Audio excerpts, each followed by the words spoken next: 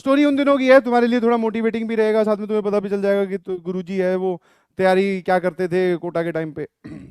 तो हम लोग क्या है, कोटा के वक्त जैसे पीजी का माहौल होता है ना, तो सभी पीजी में रहते थे, तो सबके मतलब बोलते ना, सबके जो रूम्स हैं वो एक दूसरे के नज़दीक नज़दीक ही थे। पीजी में 7-8 लोग रह रहे थे एक ही फ्लोर पे, ऊपर भी लोग रहते थे। तो उस पीजी में हम करीबन 17-18 लड़के रहते थे। ठीक है। तो वहाँ पे एक ट्रेंड था कि जब भी आपका टेस्ट होगा तो आप क्या है, अपना स्कोर तो मैच करोगे ना भैया, क्योंकि आप आसपास भी पढ़ने वाले हैं। आप इस कमरे में बैठ के पढ़ रहे हो, साइड वाले कमरे में जो है वो आपसे ज़्यादा मेहनत कर रहा है या कम कर रहा है, वो उसका प्रमाण या वो कहाँ से पता चलेगा। तो टेस्ट का रिजल्ट जैसे ही आए तो आप लोग क्या है अपना अपना टेस्ट रिजल्ट शेयर करते थे, भैया आज तेरा टेस्ट कैसा हुआ, डिस्कशन कर रहे हैं। तो हम लोग डिस्कशन कर रहे थे भाई। उसके बीच में, हमारे बीच में एक लड़का था जो कि पढ़ाई कम करता था, वो दिख जाता है, ठीक है, बट उसका जो टेस्ट का स्कोर था वो बड़ा ही, हाँ, वो जब रिजल्ट दिखाता बोले, और दिखाता नहीं, यही तो मेन चीज थी। हम लोग तो उस टाइम पे मैसेज आते थे मोबाइल पे, और वो मैसेज शेयर कर लेते थे, या फिर पता चल जाता कि हाँ यार, डिस्कशन के वक्त ही पता चल गया कि मेरे 5 तो यही गलत हो गए और छठा ऐसे गलत हो गया, ऐसे करके। बट वो जो था वो हमेशा यही बोलता रहता था कि भैया मेरा तो बढ़िया रिजल्ट आया है, ये है वो है, और मैंने तो बहुत अच्छे से पढ़ाई की थी, मेरे तो इतने मार्क्स आए हैं। बट कभी डिस्कशन में पार्टिसिपेट नहीं करता था। ठीक है, डिस्कशन मतलब कि ये नहीं बताता था कि ये वाला सवाल सही है मेरा और इसमें इतने नंबर कटे, और ये गलत है और इसमें ये सब कुछ नहीं।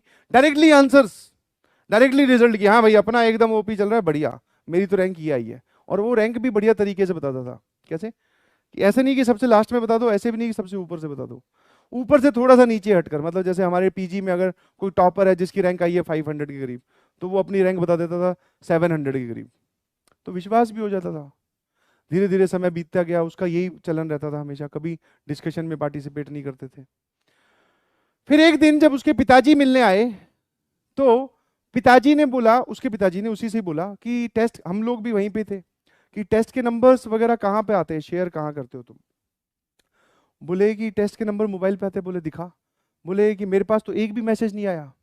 ठीक है, मेरे पास तो बोला एक भी मैसेज नहीं आया। और हम लोग वहीं बैठे थे। मैं कहा यार ऐसा कैसे हो सकता है, तेरे पास एक भी मैसेज नहीं आया तो तुझे अपना नंबर कहाँ से पता चलता है, तेरे को अपनी रैंक कहाँ से पता चलती है, तेरे इतने इतने नंबर आए और रैंक ये आई है, तो हमसे तो डिस्कस करता है। उसने अपने पिताजी के सामने ये बोला कि मेरे पास तो एक भी मैसेज नहीं आया। अब वो आजकल के ज़माने में जैसे पिताजी हैं, वो बच्चों की बात माननी ही पड़ती है, तो उन्होंने ज़्यादा कुछ बोला नहीं। बोले ठीक है बेटा, कोई बात नहीं, अपना नंबर वंबर वहाँ पे चेंज करवा, मैसेज आने चाहिए, रिजल्ट अच्छे से पढ़ाई कर, ठीक है, थोड़े पैसे वैसे खाने की आइटम दिलवा के चले गए। उस रात हम उससे मिले, मैं कहा यार ये क्या है, और भी लोगों ने बोला ये क्या है, तो अपना रिजल्ट ही पिताजी को बोल दे रहा है। ऑल्दो मैं भी जानता हूँ कि मेरे पिताजी भी मुझसे अगर वो मैसेज मांगते तो मैं भी एक बार छिपाने की कोशिश करता कि भैया इसमें तो बहुत गंदे रैंक, कई कई बार केमिस्ट्री में तो माइनस में भी नंबर आए हुए हैं, तो वो आप देखोगे तो यही बोलोगे ये क्या पढ़ाई कर रहा है। तो मैं जानता हूँ छुपाना, ये छुपाना चाहिए था। बट तूने तो, बोले मैसेज ही नहीं आया, एक भी मैसेज नहीं बताया घर पे। बोले नहीं। मैं कहा यार ये सही है। फिर फिर जब वो ये बात कर रहा था, वो बात करते करते ही रोने लग गया। उसने ये बोला कि मुझे ना कुछ नहीं समझ में आता है क्लासेस में, मैं कभी कभी क्लास बंक भी कर देता हूँ, चला जाता हूँ कैंटीन वैंटीन में, साइबर कैफे जा रहा हूँ, पढ़ाई नहीं कर रहा हूँ, बट क्या मैंने ये अपनी बात घर पे नहीं बता रखी है। तो फिर भैया जो दोस्तों का, सिर्फ ऐसा नहीं है कि दोस्त सिर्फ बिगाड़ने में काम करते हैं, बाकी दोस्तों ने समझाया भी, और उसको वो बात समझ में आ गई कि देख अभी टाइम, ऐसा नहीं है कि टाइम पूरा ही तूने डिस्ट्रॉय कर दिया है, कुछ पार्ट कुछ सेगमेंट उड़ा दिया है, वो अच्छी बात तो नहीं है, वो लॉस हुआ तेरा। बट अगर तू अभी से ही पढ़ाई करनी स्टार्ट करता है तो तू बढ़िया रिजल्ट ला सकता है, कोई दिक्कत नहीं है। और उसके मन में डर था कि भैया पिताजी मुझे बोल के गए हैं और ज्यादा बोल के भी नहीं गए, उन्होंने विश्वास दिखाकर ये बात बोली है कि बेटा अच्छे से पढ़ाई करो, ठीक है, हाँ, कोई कमी पेशी हो तो उसको दूर करने की कोशिश करो। तो उसको ये बात थोड़ी सी टच कर गई कि हाँ यार, पेरेंट्स को थोड़ा धोखा देना गलत बात है। तो उसने from that day he start studying, उसने पढ़ाई करनी स्टार्ट की। और बिलीव यू मी, ये 11th के एंड की बात है, 11th नवंबर दिसंबर की बात है।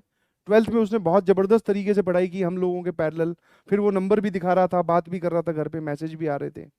और ही स्टार्ट, मतलब उसकी जो परफॉर्मेंस है आप बोल सकते हो कि वो बढ़नी शुरू हो गई। समझ पा रहे हो कि नहीं समझ पा रहे हो, है ना।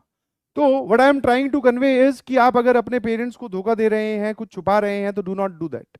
आई can understand as a student, कई कई बार हम छिपा लेते हैं मार्क्स बिकॉज वो इतने अच्छे नहीं होते या दिखाने वाले नहीं होते।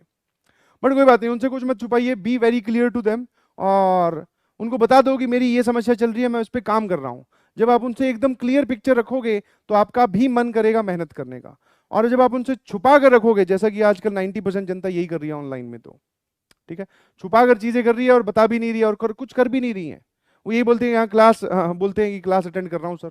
पापा मैं तो रोज क्लास अटेंड करता हूँ, मैं क्या करूँ, मुझे समझ में ही नहीं आता। तो अरे ऐसे कैसे हो सकता है भाई, हिंदी बोल के तो पढ़ाया जा रहा है, इंग्लिश की टर्म्स तुम्हें समझ में आती हैं, जो बातें यहाँ बताई जा रही है तुमसे हाँ भरवाई जाती है कि समझ में आएगी नहीं।